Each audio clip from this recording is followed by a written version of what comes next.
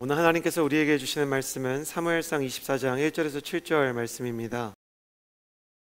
어노인팅 시리즈의 마지막 사무엘상 24장 1절에서 7절 한 절씩 교독하고 마지막 절 함께 읽겠습니다.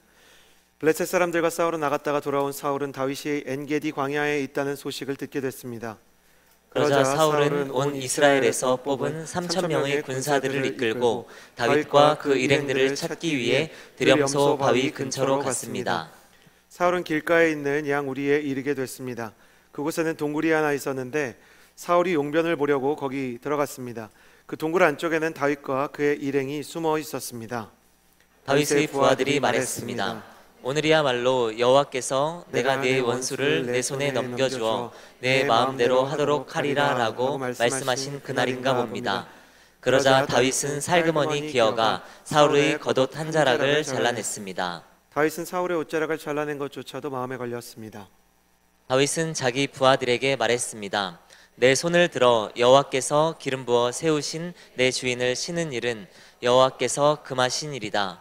그는 여호와께서 기름 부어 세우신 왕이다. 함께 읽겠습니다.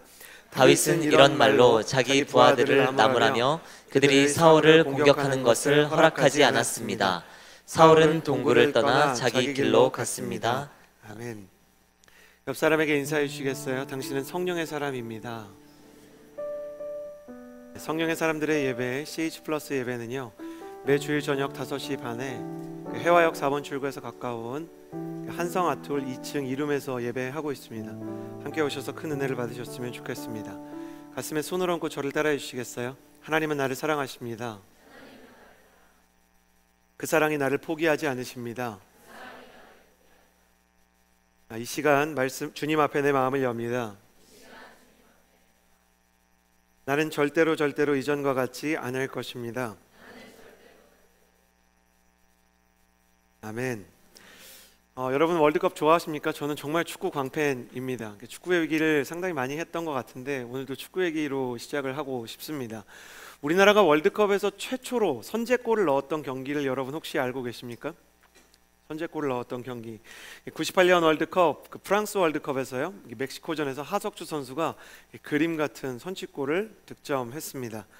문제는 득점을 한 이후에 벌어졌는데요, 영상으로 함께 멕시코전 준비된 영상을 함께 보셨으면 좋겠습니다.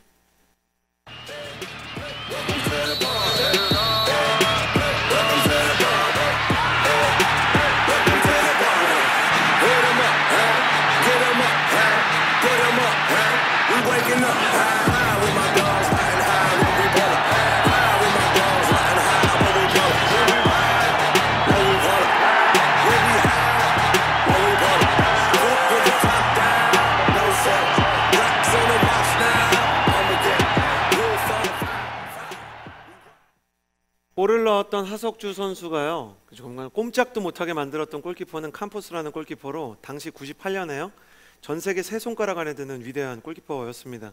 공이 수비벽을 맞고 굴절이 되어서 완전히 반응도 하지 못한 채로 골을 넣었을 때 해설자들이 이야기했던 것을 생생하게 기억합니다. 대한민국 역사상 최초의 월드컵 선취골입니다.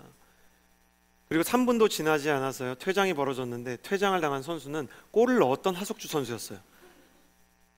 골을 넣은 것을 스스로 너무 믿을 수 없고 벅차오르는 감정을 주체하지 못해서요, 적극적으로 플레이를 하다가 정말 위험하지도 않은 상황에서요, 백태클을 하는 바람에 그냥 즉시 레드카드를 받고 퇴장을 당하게 된 겁니다. 전반 29분에 골을 넣고요, 전반전을 꾸역꾸역 버텼는데 문제는 멕시코가 그때부터 체력전을 펼치기 시작했다는 겁니다. 대한민국은 수적 열세를 극복하지 못하고요, 거짓말처럼 후반전에만 3골을 먹고 3대1로 패배하게 됩니다. 제가 이 경기를 정말 너무나 감명 깊게 기억하는 것은 분명히 아빠가 첫 번째 선취골이 들어갔을 때 치킨을 시켜준다 그랬는데 화가 나서 중간에 치킨 시키는 걸 까먹었기 때문에 제가 이 장면을 선명하게 기억하는 것입니다. 제가 그때 축구에 대해서 중요한 것을 배우게 되었습니다. 저를 따라해 주시겠어요? 선취골은 승리를 보장하지 않습니다. 당연한 거죠. 경기가 끝날 때까지 내가 득점한 선취 득점을 지킬 수 있어야 하기 때문입니다. 21세기 축구에서 최고의 명감독 중에 하나로 말버릇 때문에 논란이 되긴 했지만 실력 하나는 최고였던 포르투갈의 조세 무리뉴 감독은요, 공격을 잘하는 팀들은 인기가 많지만 수비를 잘하는 팀이 경기에서 승리한다고 이야기하기도 했습니다. 저는 이것이 영적인 세계에서도 마찬가지라고 생각합니다. 그래서 오늘 저는 여러분과 함께 기름 부음의 마지막 챕터를 나누는 이 자리에서 이런 제목으로 은혜를 나누고자 합니다. 저를 따라해 주시겠어요? 수비가 강한 자가 승리한다. 이게 무슨 뜻인가? 수비가 강한 자가 승리한다. 은혜를 받는 것도 중요하지만 은혜를 지키는 것이 중요하다는 것입니다. 성령의 충만을 경험하는 것이 중요하지만 성령을 소멸치 않는 것도 중요하다는 것입니다. 하나님에 대한 사랑이 자라가고 하나님에 대해서 잘 몰랐지만 예배에 대한 즐거움과 말씀 듣는 즐거움이 자라가기 시작할 때, 성령의 충만을 경험했을 때, 수련회에 참여해서 은혜를 받거나 아니면 사람들을 통해서 동역하고 쉐어하고 소통하는 즐거움을 누리기 시작했을 때 성경은 우리에게 무엇이라고 이야기하는가? 선줄로 생각하는 사람은 넘어지지 않도록 조심하십시오 라고 말씀합니다. 저는 오늘 이 말씀에서 수비가 정말 강했던 사람에 대해 떠올리게 됩니다. 그는 우리가 계속해서 나누고 있는 하나님의 마음에 합한 사람 다윗입니다.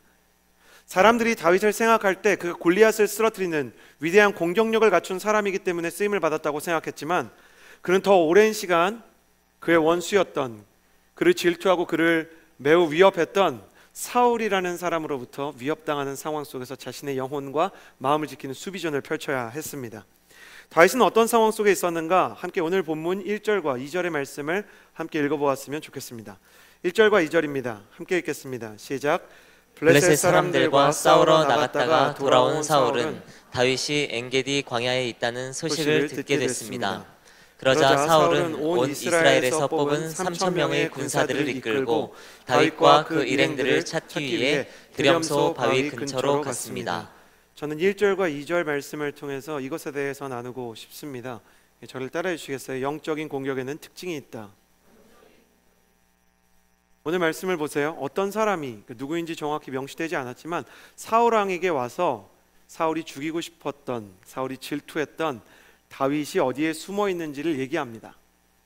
다윗은 사울의 추격을 받고 있었고 온 나라의 수배자가 되어서 사울의 질투를 넘어서 살이를 당하고 있는 사람이었죠. 사울이 다윗을 추격해가는 모습을 통해서요, 우리는 영적인 공격을 받을 때 또 영적인 공격을 하는 자들의 특징에 대해 배울 수 있습니다. 첫 번째는 보이는 공격 배후에는 영적인 실체가 있다는 것입니다. 사울이 지금 다윗을 죽이려고 합니다. 다윗에게 눈에 보이는 위협은 사울이라는 사람과 사울이라는 사람의 힘과 군대입니다. 그러나 사무엘상 16장을 보면 사울은 악한 영들의 지배 안에 놓이게 되었다라고 얘기합니다. 포제션, 악한 영들이 그를 사로잡고 있었습니다. 사울은 악한 영에 의해 다윗을 질투하는 마음을 억제할 수 없었고 그를 죽이려는 충동에 사로잡힌 지 오래되었습니다. 우리가 겪는 갈등의 배후에 사단과 악한 영이 있는 경우가 있습니다. 여러분, 이 말을 오해하지 않으셨으면 좋겠습니다. 우리가 집으로 돌아가서 우리와 갈등에 있는 사람에게 우리 어머니와 아버지와 갈등이 있는데 엄마한테 사단아 물러가라 이렇게 하면 안 되는 겁니다. 그런 게 아니라 우리가 갈등 상황이 있을 때, 우리 안에 어떤 미움이 있을 때 그것을 증폭시키고 그것을 이용하는 존재들이 있다는 겁니다. 여러분, 친구 관계에서 혹시 이런 거 경험해 보셨습니까? 친구랑 나랑 조그만 이렇게 오해가 생기고 서로 이해하는 것이 어떤 단서 하나가 빠져서 서로가 서로에 대해서 좀 서운한데 라는 감정이 생기려고 하는데 당사자가 아닌 사람이어가지고 걔가 어떻게 너한테 그럴 수가 있니? 싸움을 붙이기는 사람들이 있죠. 이간질하고 사이를 멀어지게 하는 것들. 사단은 이간질의 원조가 되고 이간질의 원류가 됩니다. 정상적인 사람들 사이에서 갈등이 일어나지만 사단은 그것을 증폭시키고 키웁니다. 사단의 최고의 전략이 이간질이라는 것을 여러분 꼭 기억해 주셨으면 좋겠습니다. 두 번째 중요한 것은 사단의 후퇴가 그 자체로 우리의 승리를 의미하는 것은 아니라는 것입니다. 사울이 추격하기 전까지 다윗은 잠시 사울의 추격을 피해서요, 사람들과 함께 비록 광야에 살고 있었지만 좋은 시간을 보내고 있었습니다. 그들이 전쟁에서 승리하기도 했고요, 사람들이 모여들어서 다윗이 혼자 외롭게 있지 않고 하나의 마을과 같은, 하나의 크루와 같은, 그들이 서로 의지할 수 있는 관계를 만들고 있었습니다. 크고 작은 기쁨의 순간들을 누리고 있었고 사울의 추격은 끝난 것처럼 보였습니다. 여러분, 우리가 큰 은혜를 받을 때요, 우리의 상태가 아주 좋을 때요, 우리가 다른 사람들을 향해서 품이 넓고 자비한 상태일 때 사단도 우리에 대해서 잠깐 후퇴합니다. 사단이 후퇴했다는 것은 사단이 우리를 포기했다는 것을 보여주지 않습니다. 사단은 언제나 틈새 시장을 공략합니다. 사람이 은혜를 받고 시간이 좀 지났을 때, 사람이 사랑할 수 있는 힘들이 약간 나약해지는 시기에, 사람들과 하나님의 은혜를 나누고 집에 와서 잠시 방심할 때, 영적인 동역자들의 관계 가운데 서로 뜨거웠지만 서로가 헤어지면서 아까 한 말이 뭐였지? 이상한 생각이 들 때 사단은 그때 다시 찾아온다는 것입니다. 그래서 세 번째 특징으로 이어집니다. 사단은 쉽게 포기하지 않습니다. 다윗이 엔게디에 있다는 것을 들었을 때 사울의 컨디션은 어땠냐면 블레셋과 전쟁을 막 끝내고 돌아오는 상태였어요. 그러니까 굉장히 피곤하지 않았겠어요? 그러니까 블레셋과의 전쟁을 막 끝내고 너무너무 피곤한 거야. 다른 사람들을 신경 쓸 여력이 없이 따뜻하게 샤워하고 침대에 누워서 자면 좀 좋습니까? 그런데 사울이 다윗이 어디 숨어 있다는 이야기를 듣자 바로 다윗을 죽이려 갑니다. 사단이 주는 원수, 보복, 불안, 분노, 이런 감정들은 사람에게 그 자체로 희한한 건데요, 원동력이 되고 동기부여를 시켜주기도 합니다. 사람이 집요하게 누구를 미워하는 마음 때문에 열심히 사는 사람이 있어요. 질투하는 마음 때문에 자신의 기량을 갈고 닦는 사람이 있어요. 그리고 다른 사람들을 짓밟기 원하는 마음 때문에 더 높은 자리로 올라가려고 하는 사람이 있어요. 사울이 그런 사람이었어요.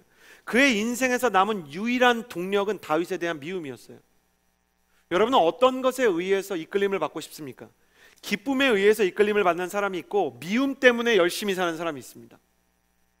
사랑하기 때문에 사람들을 만나는 사람이 있고 사람을 죽이고 싶기 때문에 사람들을 만나는 사람이 있습니다.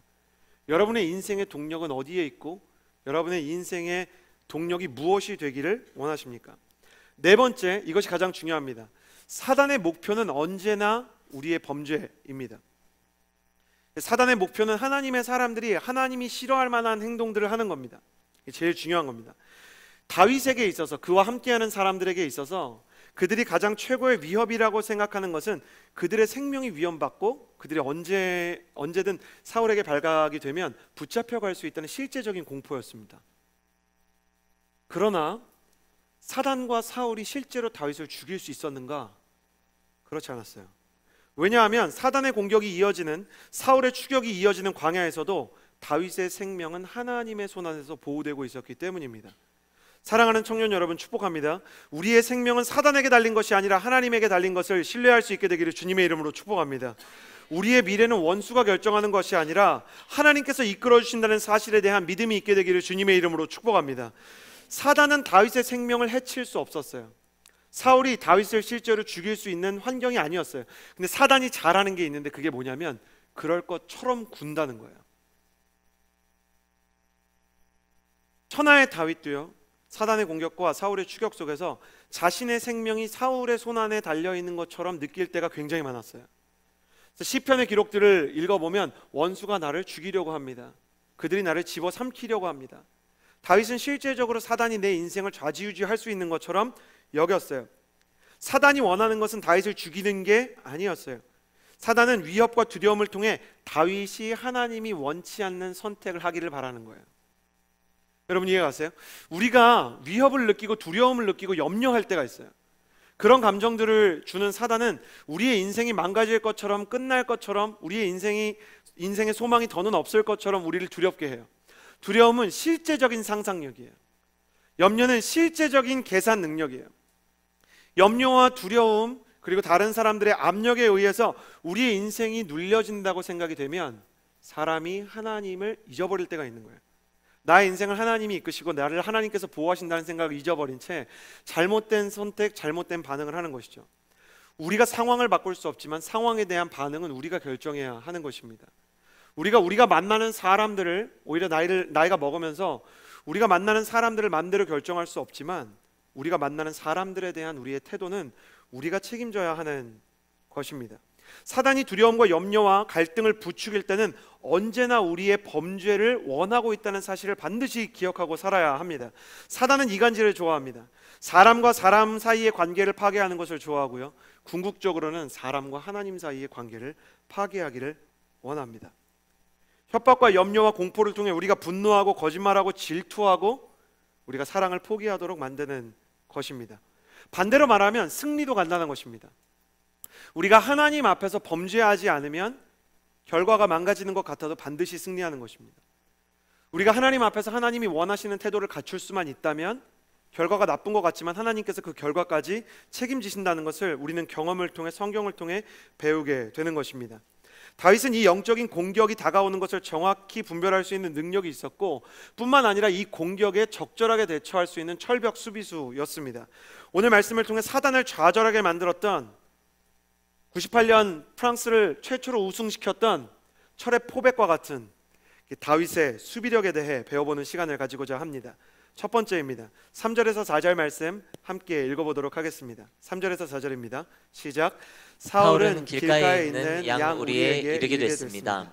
그곳에는 동굴이 하나 있었는데 사울이 용변을 보려고 거기 들어갔습니다. 그 동굴 안쪽에는 다윗과 그의 일행이 숨어 있었습니다. 다윗의 부하들이 말했습니다.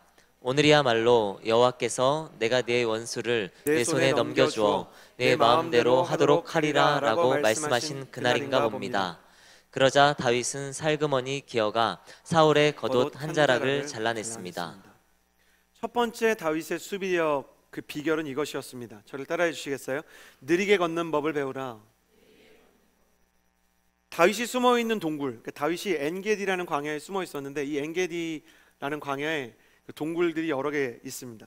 근데 그 동굴 중에 한 동굴에 다윗과 신복들이 숨어 있었습니다. 다윗의 식솔 전체가, 다윗의 팀 전체는 한 1000명 정도 되기 때문에 1000명이 다 숨은 건 아니고 나눠져서 이렇게 숨어 있었던 것 같아요. 근데 다윗이 있는 하필 그 동굴에 사울이 혈혈단신으로 혼자 들어옵니다. 다윗을 추격하다가 사울이 이게 용변이 급해진 거예요.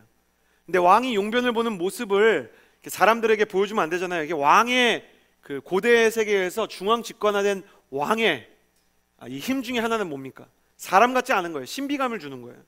그러니까 왕이 용변을 보는 모습은 다른 신하들에게 보일 수가 없어서 동굴 깊숙한 곳에 다윗과 다윗의 크루가 숨어 있고, 동굴 그 입구에서 조금 들어간 곳에서 사울이 집중하고 있었습니다.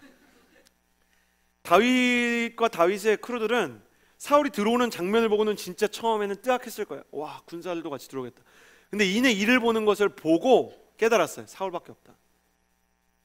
그가 혼자라는 사실을 알아차린 부하 한 명이 다윗에게 가서, 다윗, 기회가 왔습니다. 저 사람을 죽이는 이 타이밍은 진짜 베스트 타이밍입니다. 그리고 사람들이, 와, 진짜 혼자 있어? 저 사람 죽이면 우리한테 기회가 오는 거 아니야? 막 사람들이 신나하기 시작했습니다. 다윗의 동료 모두가 이 소식을 듣고 기회라고 생각했습니다. 심지어 사람들은 하나님께서 우리를 불쌍히 여겨서 우리에게 기회를 주셨나 보다 라고 생각을 했습니다. 근데 딱 한 사람만 그렇게 생각 안 했어요. 다윗만 이것은 기회가 아니라 위기라고 생각을 했습니다. 실제로 다윗이 사울을 죽이는 것은 하나님의 뜻이 아니었어요. 그러면 하나님은 왜 다윗한테 이런 상황을 주셨는가? 다윗이 하나님의 사람으로 준비가 되고 있는지를 하나님 보고 싶으셨어요. 그리고 사단은 기가 막힌 이 세팅을 통해서 이 일을 보는데 막 칼 피하기도 굉장히 어렵잖아요. 거기 무슨 빨리 이렇게 막 할 수 있는 어떤 현대식 화장실이 있는 것도 아니고 일본인데 어떻게 할 수도 없고, 그리고 그 장면 자체가 굉장히 왕 같지 않고 그 자체가 더럽잖아요. 그러니까 뭔가 그렇지 않아도 영적으로 더러운 사람이 더러운 짓 하고 있으니까 왠지 죽여도 될 것 같은 거예요. 너무 인간적인 건데 그 신비감이 깨지는 순간 왕에 대한 존중감도 같이 줄어들기 시작한 거죠. 그래서 저 사람을 죽여야겠다 생각하는데 다윗은 그렇게 하지 않았어요. 여러분, 최고의 기회처럼 보이는 최악의 위기가 있어요. 이게 진짜 기회라고 생각될 때 그때야말로 다윗처럼 느리게 걸어가야 돼요. 원수를 죽일 수 있을 때, 우리가 화내도 아무도 뭐라고 하지 않을 만한 명분이 갖춰진 상황에서, 우리가 서운하다고 사람 붙잡고 이래저래 소문내도 다른 사람들이 들어도 충분히 이해받을 만한, 내 편이 훨씬 많을 것 같은 상황 속에서 우리는 사단의 목표를 다시 기억해야 돼요. 사단의 목표는 뭐다? 우리의 범죄를 원하고 있다. 그는 다윗이 왕이 되고 안 되고는 관심이 없었어요. 다윗이 왕이 돼서 범죄할 수만 있다면 왕좌를 줄 거예요. 다윗이 만약에 돈을 많이 벌어서 하나님을 등질 수 있다면 돈 벌게 해줄 거예요. 예수님에게 사단이 그러지 않습니까? 네가 나한테 절만 하면 내가 세상의 모든 부귀영화를 주겠다. 다윗은 상황에 의해서, 상황이 절묘하니까 그 자체를 하나님의 뜻으로 받아들이지 않았어요. 우리는 그런 착각을 할 때가 많아요. 내가 기도하고 눈 떴는데 어떤 형제가 딱 있으면 이 형제인가? 이런 생각을 할 때가 있어요. 무슨 말인지 아시죠? 내가 오늘 학교 갈까 말까 하는데 버스 정류장에 갔을 때 학교가 아니라 교회 가는 버스가 딱 오면 오늘은 안 가는 날이구나, 이렇게 생각할 수 있어요. 상황에 의해서 얼마나 우리가 착각을 잘하는지 몰라요. 다윗은 타이밍이 있고 상황이 있다고 그것이 하나님의 뜻이라고 생각하는 대신 이게 진짜 하나님의 뜻인가 생각하는 훈련이 있었어요. 천천히 생각하고 천천히 훈련하는 것이죠. 제가 여러분에게 영적인 비밀을 하나 알려드릴게요. 하나님은 늘 사람보다 천천히 말씀하시고 사람보다 천천히 움직이세요. 반대로 사단은 사람들보다 빨리 움직이고 사람들이 더 빨리 움직이게 해요. 리처드 포스터는 사단이 쓰는 가장 큰 무기가 조급함이라 그랬어요. 그래서요, 사랑하는 청년 여러분, 승리하고 싶다면 갈등 상황에서 첫 번째 반응에 대해서는 의심하십시오. 첫 번째로 찾아오는 감정이 내 진심이라고 함부로 속단해서는 안 됩니다. 분노는 언제나 사랑보다 빨라요. 그렇지 않습니까? 불이 초가삼간 태우는 속도를 보십시오. 불이 그 집을 따뜻하게 하는 장작을 붙이는 데는 오랜 시간이 걸리지만 불 붙어서 초가삼간이 다 타는 데는 삽시간이죠. 무엇이 더 유용합니까? 온돌방입니까? 아니면 화재입니까? 빠르다 싶을 때는 참을 수 있는 훈련을 해야 돼요. 다윗한테는 그런 힘이 있었어요. 다른 때도 그렇지만 분노와 미움이 올라올 만한 상황에서 하나님은 의도적으로 나에게 천천히 말한다는 것을 다윗은 알고 있었어요. 어떻게 다윗은 알았는가? 광야에서 다윗이 쓴 시편을 보면, 이 엔게디와 같은 광야에서 다윗이 쓴 시편이 몇 편이 있는데 그 중에 57장은 뭘로 유명하냐면 여호와여 내 영혼이 확정되고 확정되었사오니, 그것 때문에 유명하고요. 그리고 57장 8절에 끔찍한 구절이 나옵니다. 일어나 내가 새벽을 깨우리라. 다윗은 새벽 기도의 원조예요. 예수님보다 더 빨리 새벽 기도했던 사람입니다. 다윗이 왜 새벽을 깨웠는지 아십니까? 사람들이 다 자고 있었기 때문이에요. 사람들이 다 자고 있었기 때문에 사람들의 이야기를 듣기 전에 리더로서 하나님의 이야기를 듣는 사람이 되고자 하는 마음이 다윗에게 있었어요. 이 사람이 얼마나 끔찍한지 광야에서 쓴 시 63편 6절을 보면 밤에 보초를 서면서도 주를 생각합니다. 그러니까 이 사람이 밤이나 낮이나 어제나 오늘도 영원히 주만 찬양하는 예배자였던 거죠. 이 사람은 하나님 앞에 홀로 있는 시간을 만드는 사람이었어요. 이걸 뭐라고 합니까? 묵상이라고 얘기합니다. 묵상이라는 것은 의도적으로 천천히 고요하게 걷는 거예요. 여러분, 우리가 묵상을 상징하는 단어 중에 큐티라는 단어를 쓰죠. 이 큐티는 무슨 뜻입니까? 뭐의 약자입니까? quiet time이에요. 고요한 시간. 웨일즈와 영국에서 하나님 앞에 큐티하는 삶을 살고 묵상하는 삶을 살기로 작정했던 청년들에게 가장 중요한 것이 무엇인지, 이 묵상의 시간에 대한, 경건의 시간에 대한 이름을 무엇으로 붙일지 그들이 심도 있게 논의한 끝에 붙였던 이름이 바로 quiet time이에요. 사람들의 소리로부터 잠시 멈추고 시간을 멈추고 고요와 경건과 천천히 갈 수 있는 여유를 만들어야만 하나님의 뜻에 합당한 삶을 살 수 있다는 지혜를 갖고 있었던 것이죠. 다윗이 그런 사람이었고 그는 하나님의 템포에 맞춰서 천천히 결정하는 훈련을 하게 되었어요. 그가 천천히 갔기 때문에 그는 첫 번째 감정과 분노와 질투와 사리의 잘못된 반응을 선택하지 않을 수 있는 힘을 얻은 거예요. 성숙한 청년으로 하나님께 쓰임을 받고 싶고 축복을 받고 싶다면 말을 천천히 하는 것입니다. 그리고 멈추는 훈련들을 하는 것입니다. 생각도 천천히 해보는 것입니다. 다시 한번 내가 가지고 있는 내 마음속에서 충동이 일어나는, 교회 용어로 치면은 이제 확 올라온다는 표현을 해요. 이게 확 이렇게 올라온, 그거는 여러분 다 아시죠? 확 올라오는 건 다 하나님 뜻이 아니에요. 하나님이 이렇게 천천히 일하시고, 우리는 이렇게 사단한테는 확 뭐가 확이다 싶으면 아니구나 이렇게 생각하면 돼요. 다윗은 그런 것들을 배웠다는 것입니다. 두 번째 다윗의 수비 원칙이 무엇이었는가? 5절 말씀 같이 한번 읽어봤으면 좋겠어요. 다윗의 수비 원칙 두 번째, 5절 함께 읽겠습니다. 시작. 다윗은 사울의 옷자락을 잘라낸 것조차도 마음에 걸렸습니다. 다윗이 하도 사람들이 성화를 부리고, 사실 자기 아내도 사울에 대한 내가 진짜 용서한다, 이거 어떻게 이거 표시하고 싶으니까 사울의 옷자락을 이렇게 뺐어요.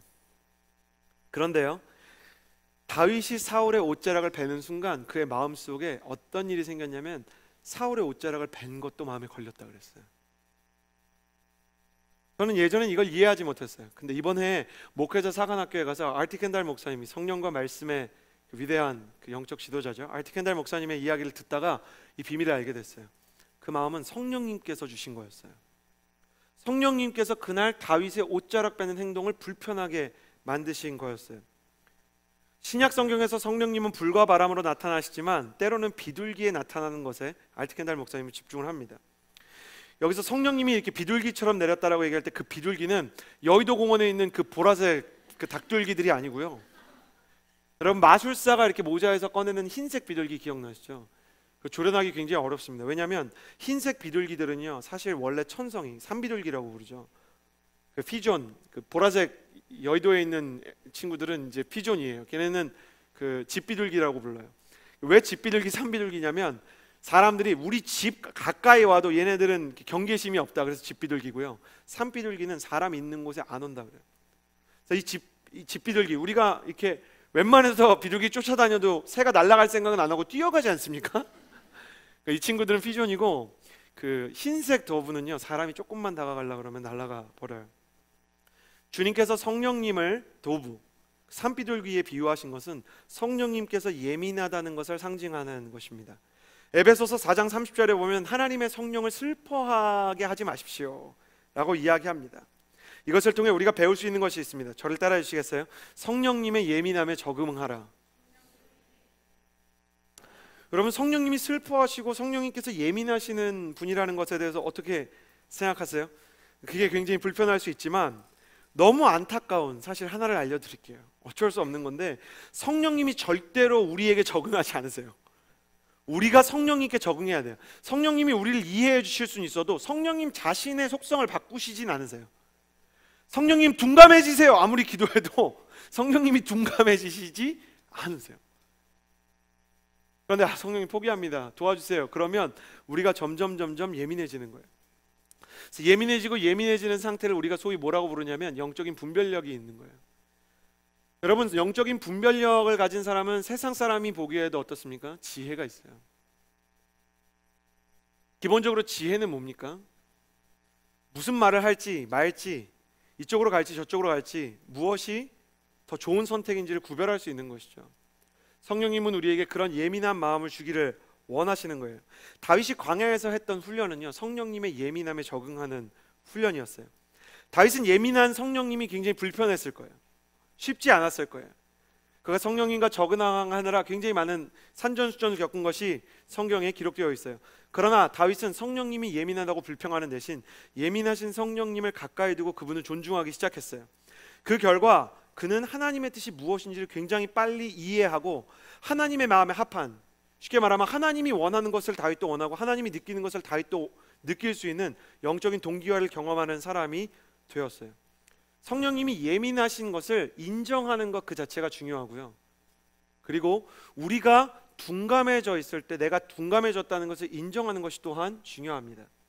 성경은 이 문둥병이라는 병을 영적인 병으로 비유합니다. 그것은 문둥병 그 자체가 영적인 저주이기 때문이 아니라 문둥병이 가지고 있는 비유적인 속성이 중요하기 때문이에요.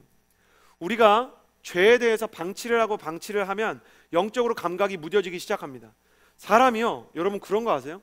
분노해서 굉장히 화잘 내는 사람이 있어요. 근데 어떤 사람이 저는 진짜 화를 잘 안 내는 사람이에요, 그러는 거 혹시 경험해 보셨어요? 그러니까 그때 그 사람한테 당신 화 잘 내잖아요 라고 사람들이 말하지 않아요. 왜냐하면 그렇게 말하면 화낼 사람이니까.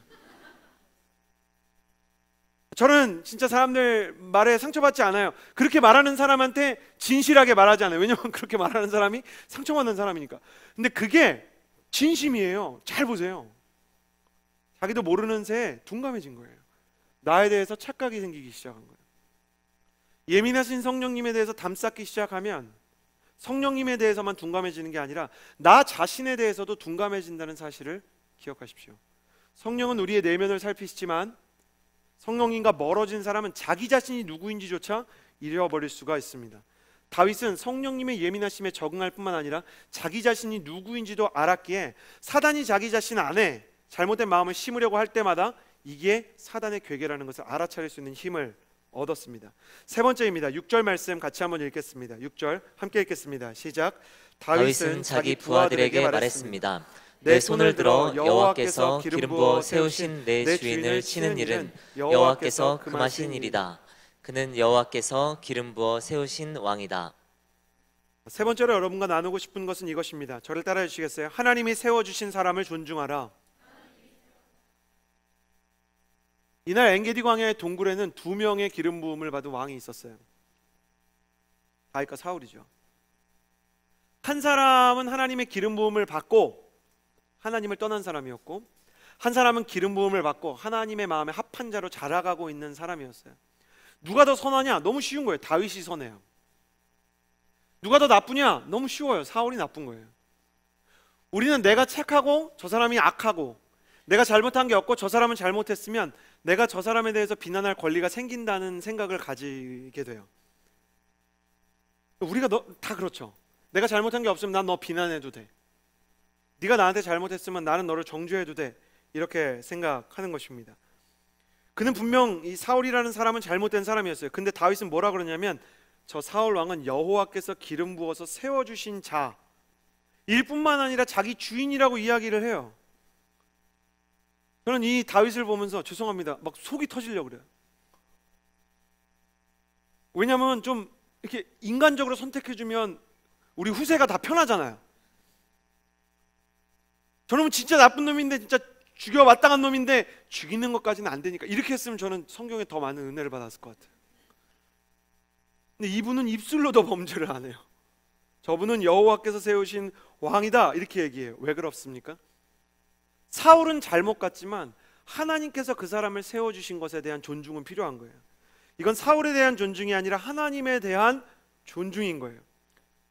게다가 모든 사람이 사울 안에서 나쁜 것을 볼 때 다윗은 여전히 그 안에 회복의 가능성이 있다는 것을 믿으려고 그랬어요. 모든 사람이 사울은 끝났다고 생각할 때 다윗의 눈에는 아직 끝나지 않은 여지가 남은 하나님의 사람이 보였어요. 다윗은 유진 피터슨 같은 사람의 글에 따르면 이런 거죠. 모든 상황 속에서 하나님의 신성함과 손길을 발견할 수 있는 사람이었어요. 그는 정말로 예수님의 마음을 닮은 사람입니다. 그 결과 그에게 주어진 특권이 뭐였냐면 그가 끔찍한 나락으로 떨어졌을 때 하나님이 그를 긍휼히 여기셨어요. 그가 사울을 긍휼히 여기고 사울을 존중했기 때문에 그에게 기회를 주고자 하는 마음과 그를 하나님의 사람으로 대우하는 존중감을 갖고 있었기 때문에 다윗이 다른 사람들의 오해를 받고 쫓겨다닐 때 하나님은 다윗의 팔로워들이 그를 떠나지 않게 그를 지켜주셨어요. 그가 연약한 사람을 존중했기 때문에 그의 연약함도 그의 팔로워들에게 존중받게 된 것입니다.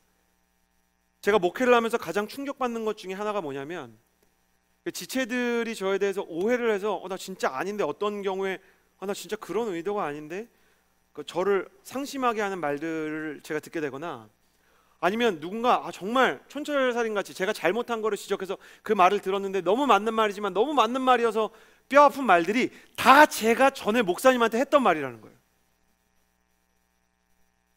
나는 성경에서 제일 어려운 말 중에 하나가 뿌린 대로 거둔다는 말이에요.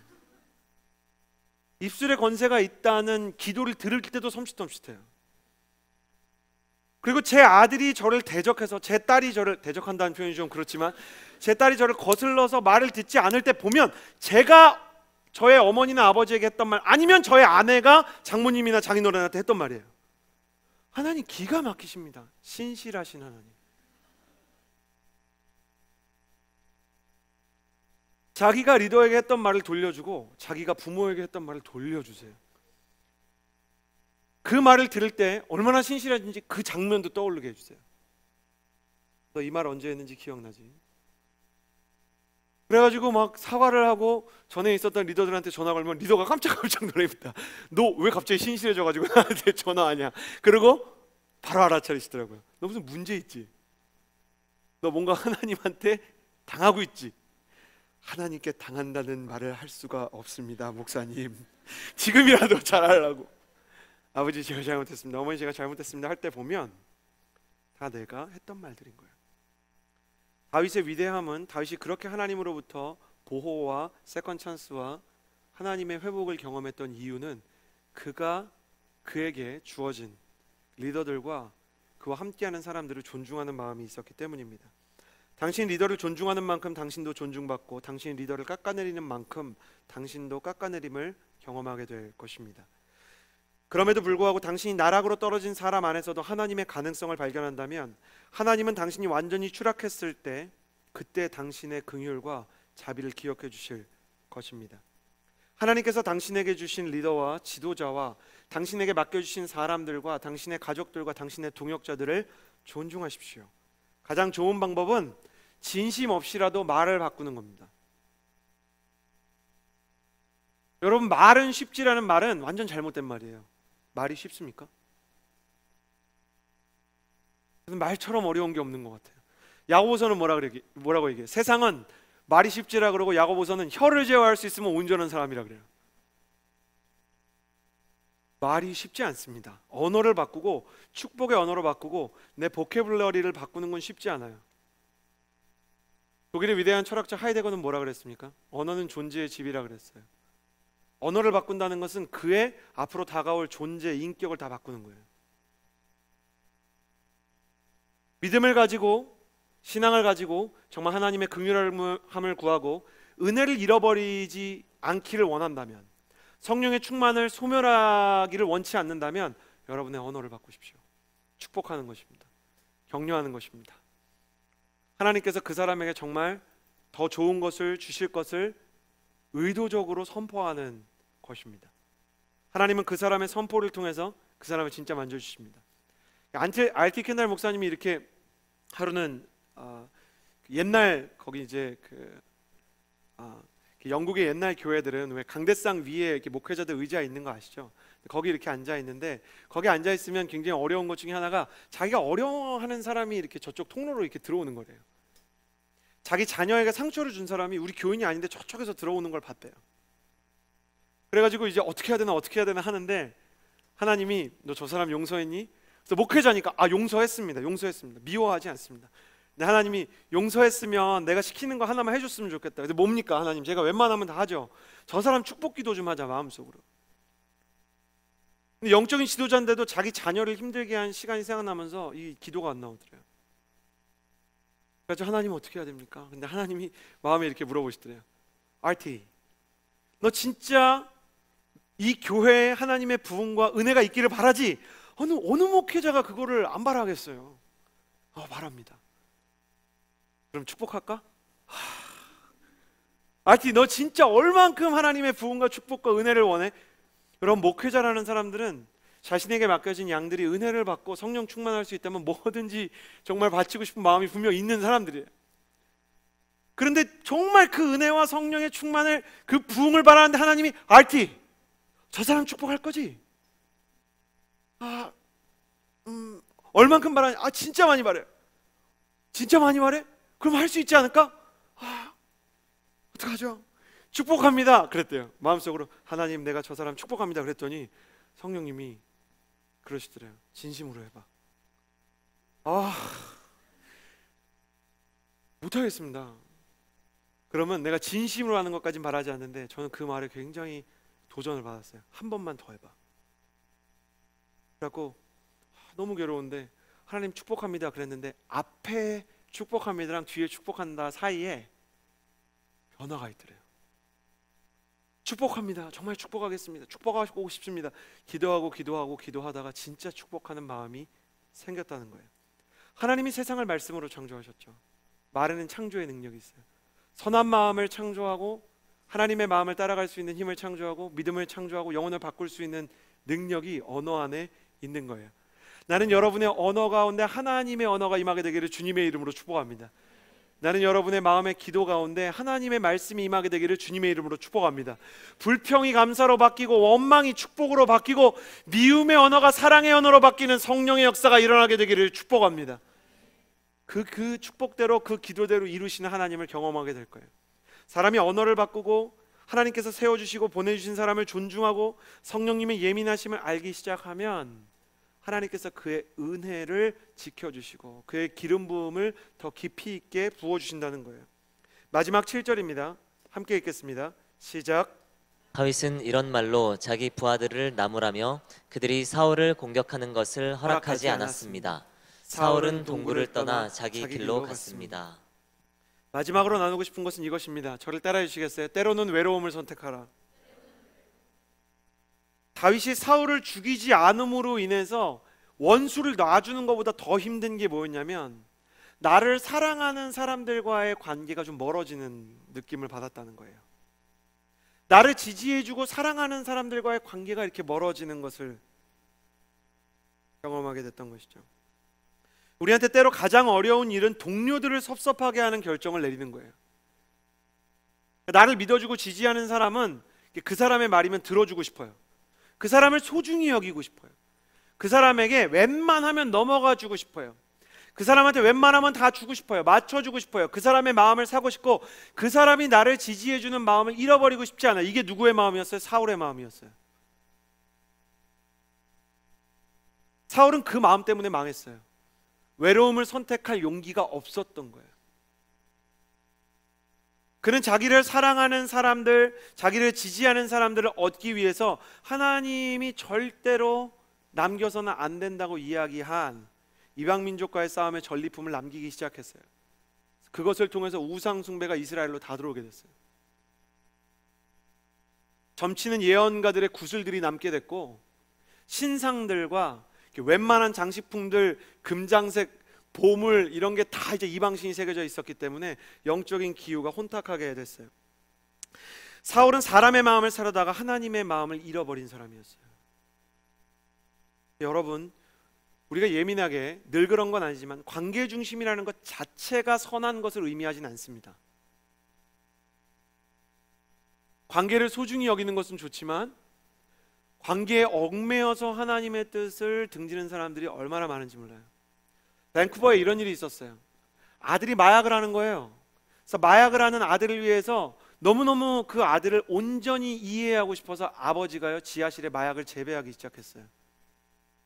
그 결과 둘은 다른 감옥에 수감되게 되었죠. 이게 이해고 사랑입니까?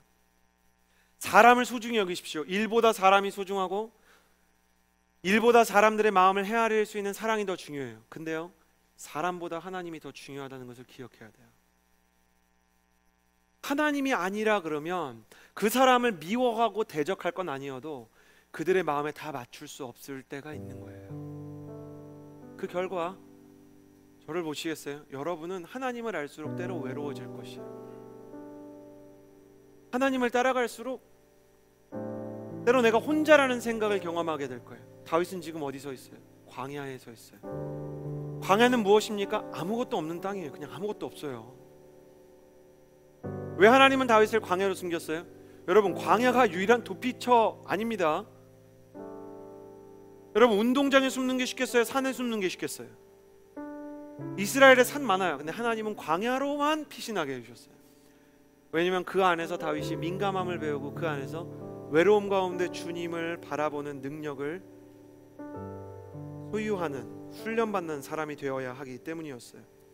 다윗은 때로 하나님을 선택하기 위해 사랑하는 사람들을 뒤로 해야 하는 훈련 가운데 섰어요.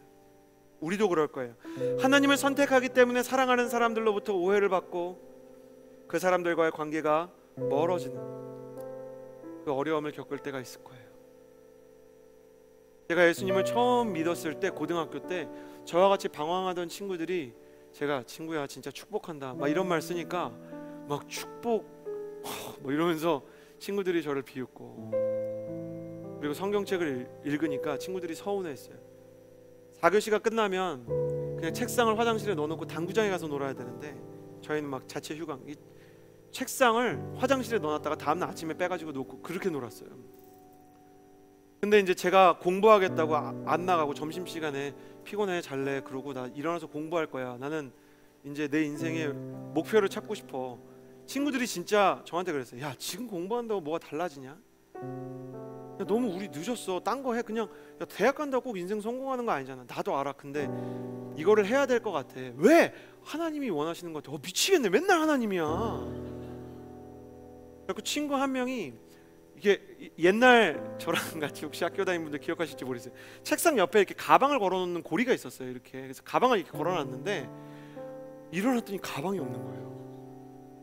문자가 하나 와 있었는데 가방을 돌려받고 싶으면 삼성 당구장으로 와라. 근데 제가 너무 친구들한테 미안했어요.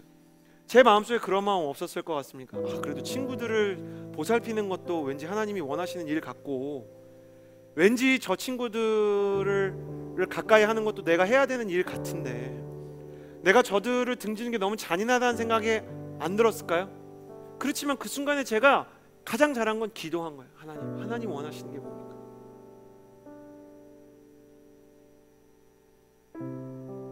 그 순간만큼은 제 인생에서 참 뭐라 그럴까, 그렇게 나에게 순수하고 정말 하나님을 따르기 원했던 열정이 있는 순간이 있었구나. 언제나 그때 생각이 나요.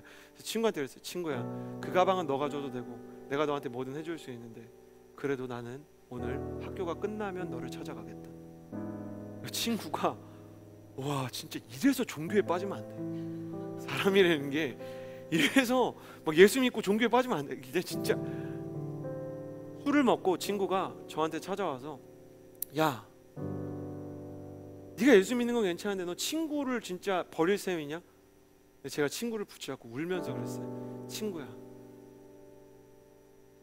내가 너랑 술 안 먹어주는 게 너를 사랑하지 않는 게 아니라는 걸 너도 언젠가는 알게 될 거야. 그리고 하나님의 때가 있을 거야. 와, 또 하나님 미치겠네.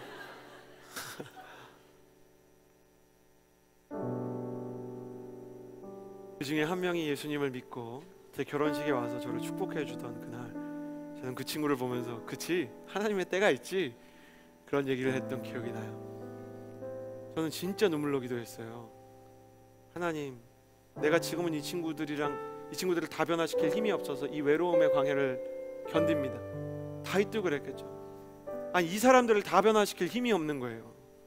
다윗이 거룩한 기름 부음을 받았음에도 자기 팔로워도 변화시킬 힘이 없는 거예요. 그 기름 부음의 능력에 대한 의심이 생겼을 것 같아요. 기름 부음 받는다고 뭐가 달라져? 이 사람들이 나를 다 하나님의 사람으로 인정해 주는 것도 아니고, 얘네들이 내가 정말 하나님의 뜻을 따라가는데도 나를 지지해 주는 것도 아닌데, 진짜 율법에 나오는 모세 선생님처럼 왜 이렇게 하나님의 사람은 외로운 거야? 간단해요. 다른 사람들은 아직 하나님을 모르기 때문에. 예수님이 십자가에서 말씀하신 것처럼 저들은 모르는 거예요. 그냥 모르기 때문에 원망해서도 안 되고, 모르기 때문에 공격해서도 안 되고, 모르기 때문에 너는 어떻게 나를 이렇게 존중하지 않느냐고 싸워도 소용없는 거예요. 할 수가 없는 거예요. 사람이 정말 하나님을 알기 전까지는 기다릴 수밖에 없는 그 외로움의 광야가 있는 거예요. 그러나 그 친구를 보면서 다시 생각하게 되는 것은, 하나님 너무 감사합니다. 내가 10년이 넘는 어느 날 하나님 저 친구도 좀 언젠가 예수님 알게 해주십시오 기도했던 그 기도가 이루어진 거를 내가 오늘 결혼하면서 보는 거 보니까 하나님 내가 너무 감사합니다 라고 생각하게 되었던 거예요. 그러나 다윗은 인간적인 외로움을 조금 더 지나서 그의 영혼의 충만함을 더 깊게 경험하게 되죠. 왜? 사람은 그와 멀어졌지만 하나님은 그를 더 가까이 당기셨기 때문에. 사람은 그를 이해 못해도 하나님은 그를 이해해 주셨기 때문에. 이번에 수련회를 하면서 많은 지체들이, 우리 MC들이나 임원들이나 스태프들이 이렇게 간식 섬기고 우리 중보기도팀이 편지 쓰고 이런 거 보면서 너무너무 수고가 많다고, 너무 감사하다고 이렇게 얘기했는데, 막상 중보기도팀 MC들이 다 충만하고 다 행복했느냐? 일하다 보면, 바쁘다 보면, 피곤하다 보면 온갖 공격이 막 밀려 들어와요. 저는 처음부터 그런 일이 있을 거라 그랬는데 사단이 어떤지 아세요? 얘 건드리다 안 되면 쟤 건드리고, 쟤 건드리다 안 되면은 이 사람 건들고, 이 사람 건드리다 안 되면 저 사람 건들고. 그러니까 포기를 몰라요. 참 이렇게 훌륭해요, 사단이. 굉장히 이곳저곳을 다니면서 아주 바쁘게 사람들의 마음을 건드리는 거예요. 그때마다 이렇게 나누었던, MC들과 나누었던 말이 뭐냐면, 우리가 처음에 이거를 위해서 드린 마음과 하나님께 정말 드리기로 작정했던 사랑을 기억하자. 성령으로 시작했다가 육체로 끝낼 수는 없는 거잖아요. 여러분, 하나님을 위해서 시작했다가 사람 때문에 마음 상하는 거 우리가 많이 경험했지만 이번에는 그러기를 원치 않는 거예요. 얼마나 많은 사람들이 성령으로 시작해서 육체로 끝내요. 얼마나 많은 사람들이 은혜 받고 은혜에 충만했다 그 은혜 잃어버리고 더 깊은 나락으로 떨어져요. 얼마나 많은 사람들이 사랑을 감격으로 시작하지만 금방 권태기에 빠져서 사랑을 버리느냐고요. 얼마나 많은 사람들이 하나님을 찬양하다가 금방 원망 가운데로 떨어지느냐고요. 다윗은 우리에게 알려줘요. 지키는 법을 배워야 된다. 수비가 강한 자가 승리한다. 사랑하는 청년 여러분, 여러분이 여러분 자신을 위해서 기도할 때 영적인 견고한 수비력을 가진 사람이 되기를 주님의 이름으로 축복합니다. 여러분이 하나님과 함께 정말 하나님의 성품을 배워갈 때 관계를 맺는 것을 넘어서 관계를 지키는 방법들을 배우게 되기를 주님의 이름으로 축복합니다. 광야와 같은 곳에서 외로울 때도 주님을 붙잡고 주님께 집중할 수 있는 힘이 있게 되기를 여러분 주님의 이름으로 축복합니다. 힘들 것입니다. 외로울 것입니다. 때로는 힘겹다고 느껴질 것이지만 불행하게 죽지는 않을 것입니다. 당신이 혼자라고 느껴지는 그 마지막 순간에 오히려 하나님은 당신에게 찾아오셔서 당신을 온전히 채워줄 것입니다. 나는 여러분이 승리하게 되기를 주님의 이름으로 축복합니다. 이 시간에 기도하며 나아갑니다. 함께 기도하며 나아갈 때 가슴에 손을 얹고 기도합시다. 하나님, 내가 하나님을 위해서 시작한 일들, 하나님을 믿으면서 주님을 위해서 시작한 신앙생활, 아울리치, 수련회, 섬김, 순장, 리더십, 모든 하나님을 위해서 시작한 모든 것을 성령으로 시작해서 육신으로 끝내지 않게 해주십시오. 하나님과 함께 시작해서 사단과 함께 끝내지 않게 해주십시오. 하나님, 나는 정말로 승리하기를 원하는 마음이 있습니다. 정말로 극복하기 원하는 마음이 있습니다. 정말로 하나님이 원하는 대로 하기 원하는 마음이 있습니다. 나를 지켜주십시오. 성령 하나님, 지킬 수 있는 힘, 수비할 수 있는 힘, 견고한 방어의 성벽들을 내게 세워 주옵소서. 가슴에 손을 얹고 하나님 나를 지켜달라고, 붙잡아달라고 기도하며 나아갑시다. 기도하겠습니다. 거룩하신 하나님 아버지, 하나님의 은혜를 헛되이 받지 않게 하여 주시옵소서. 하나님의 은혜가 우리 안에 간직되게 하여 주시옵시고, 하나님의 은혜가 떠나가지 않게 하여 주시옵소서. 내게 주신 하나님의 은혜가 헛되지 않아 하나님, 아버지 하나님 견고하게 그 마음을 지킬 수 있도록 인도하여 주시옵소서. 아버지 하나님, 아버지와 함께 깨끗함과 지식과 오랜 신앙으로 자비함과 성령의 감화와 거짓 없는 사랑으로 하나님의 말씀으로 나아갈 수 있도록 인도하여 주시옵소서.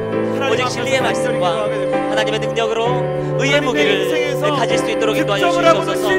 아버지는 악한 이름이든지 아름다운 이름이든지 온전히 주님께 나아갈 수 있도록 인도하여 주시옵소서. 우리가 속이는 자 같으나 참되고 무명한 자 같으나 유명한 자고 죽은 자 같으나 보라 우리가 살아있고 징계를 받는 자 같으나 죽임을 당하지 아니하고 근심하는 자 같으나 항상 기뻐하고 가난한 자 같으나 모든 것을 가진 자라고 하나님께서 말씀하셨사오니 아버지 하나님, 우리가 가진 바 이 담대한 믿음을 지킬 수 있도록 역사하여 주시옵소서. 사랑하는 아버지 하나님, 우리의 마음을 새롭게 하여 주시옵소서. 아버지 주님, 절망하지 않게 하여 주시옵소서. 낭망하지 않게 하여 주시옵소서. 아버지 주님, 우리의 마음이 아버지 온전히 사울의 뱃노자락 같은 아버지 다윗의 마음을 가질 수 있도록 인도하여 주시옵소서. 입새에 있는 바람에도 괴로워할 수 있도록 인도하여 주시옵시고, 그렇게 영적으로 예민하신 성령님을 받아들일 수 있도록 인도하여 주시옵소서. 그렇게 우리의 마음을 기경하여 주시고 아버지 하나님 갈아엎어 주시고 아버지 하나님의 마음으로 바꿔주시고 아버지 하나님의 마음을 우리에게 허락하여 주시옵소서. 사랑하는 아버지 하나님, 성령 하나님, 아버지 하나님 이 시간 임하여 주시옵시고 이 시간 충만케 하여 주시옵시고 아버지 하나님 역사하여 주시옵소서. 아버지 하나님, 날리가 바스다리 하나님이 우리 데셀레가 바다리 하나님이 우리가 바다스다리 하나님이 아버지 하나님 데리셀레가 바야리 하나님이. 이 시간에 기도할 때 사단의 목표는 언제나 범죄입니다. 하나님, 내가 주님께 범죄하지 않도록 하나님, 내가 거룩을 구하는 사람이 되게 하여 주옵소서. 하나님 정말 원망스럽고 정말 화가 나고 정말 미워하고 정말 내 마음속에서 다윗이 사울을 팔로워들 모르게 하나님 앞에서 정말 너무너무 힘들다고 얘기했듯이 내 안에 괴로움이 있습니다. 그러나 다윗은 우리에게 이러한 것을 보여줍니다. 괴로우면 차라리 주님께 구해라. 사람들에게 가서 그 사람들을 무너뜨리는 건 너의 일이 아니다.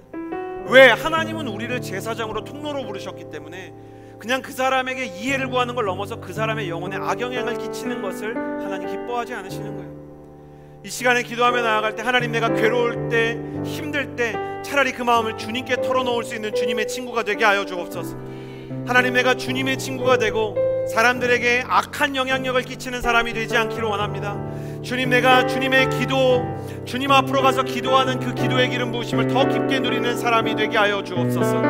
주님, 나의 믿음과 주님 나의 기도 생활을 더 깊은 곳으로 이끌어 주옵소서. 기도하며 나아갑시다. 기도하겠습니다. 사랑하는 아버지 하나님, 아버지 하나님, 아버지 주님, 아버지 하나님, 분노하지 않게 하여 주시옵시고, 아버지 하나님, 비방하지 않게 하여 주시옵소서.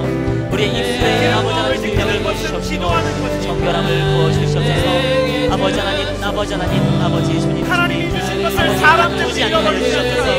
시기와 분냄과 당치는 것과 비방과 수고림과 거만함과 혼란이 이슬과 두려워할 수 있도록 인도하여 주시옵소서. 하나님께서 나를 낮은 순간 두려워하게 하여 주시옵시고 온전히 아버지 하나님의 말씀으로 겸손한 사람이 될 수 있도록 인도하여 주시옵소서. 아버지 하나님 오래 참게 하시고 아버지 하나님 인도하여 주시옵소서. 아버지 하나님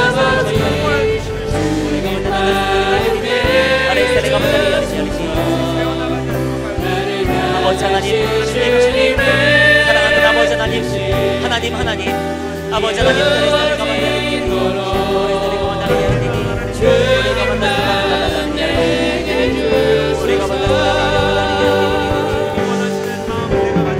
아버지 하나님, 주님 인도하여 주시옵소서. 아버지 하나님, 내가 만난 나를 야리니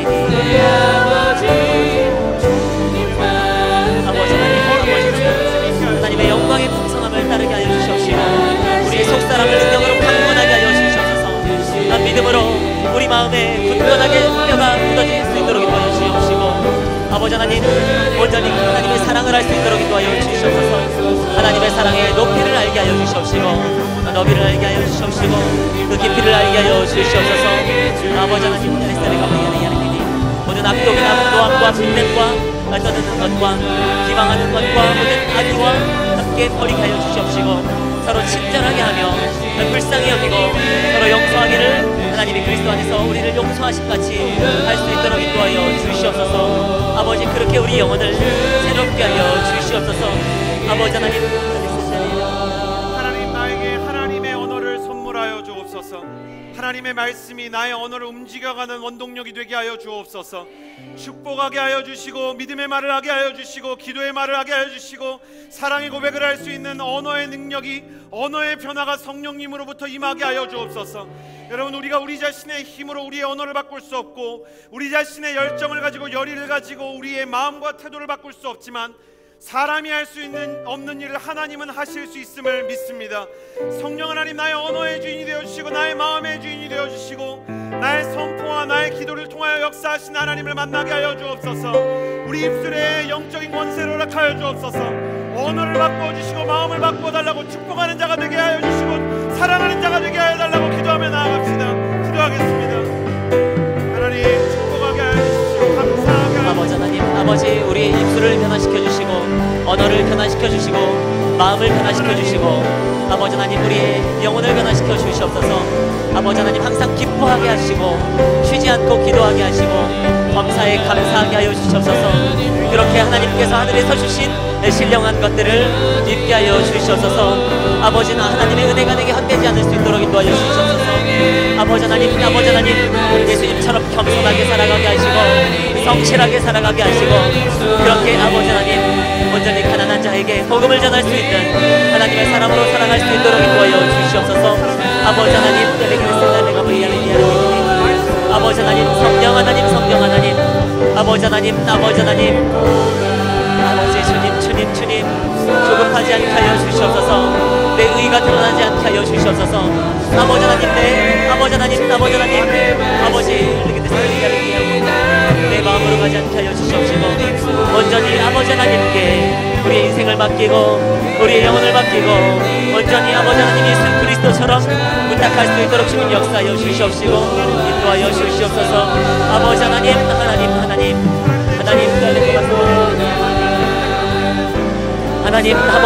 아버지 하나님 겸손으로 머리를 동이게 하여 주시옵시고 그렇게 주님의 성품을 닮아가게 하여 주시옵소서. 그렇게 아버지 하나님의 내 마음을 닮을 수 있도록 인도하여 주시옵소서. 사랑하는 아버지 하나님 너는 내게 부르짖으라 내가 내게 응답하겠고 네가 알지 못하는 크고 은밀한 일을 내게 보이리라. 아버지 하나님 우리가 아직 갇혀있지만 우리의 형상이 아직 나아지지 않았지만 그렇게 주님께 간구하고 주님을 의지하게 하여 주시옵소서. 아버지 하나님을 기뻐하는 것이 우리의 힘이고 아버지 하나님을 즐거워하는 것이 우리의 능력임을 우리가 믿습니다. 다른 것 구하지 않고 온전히 아버지 하나님 우리가 죽기 전에 하나님 당신을 사랑하고 온전히 우리 마음에 정직이 임하고 우리 마음에 사랑이 임하고 아버지 하나님 온전히 주님을 신뢰하며 나아갈 수 있도록 주님 역사하여 주시옵소서. 아멘.